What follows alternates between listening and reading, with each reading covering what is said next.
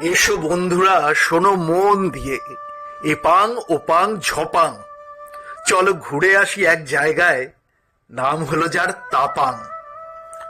ওড়িশা রাজ্যে খোর্ধা জেলায় আসতেই পারো ঘুরে।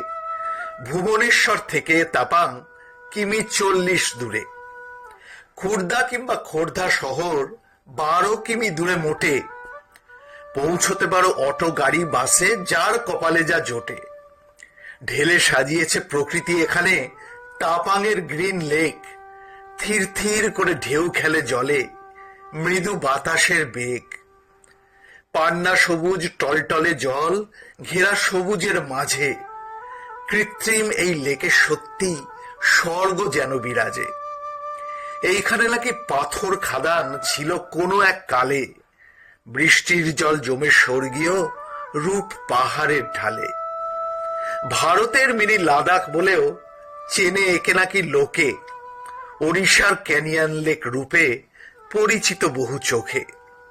মাঝের দাঁড়ানো পাথুরে পাহাড় দেখে হতে পারে মনে জেমস বন্ড বা ফিফি আইল্যান্ড আজ ওড়িশার কোণে।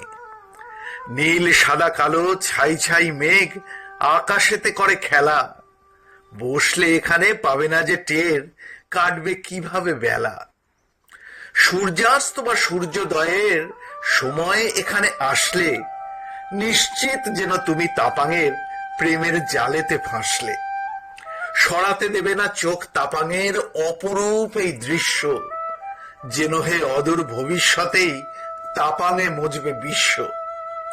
লিমিটেড এরিয়া এই তাপাং, বিশেষ কারণে কোনো হয়তোবা তাই সেভাবে নজর পড়েনি সবার এখনো।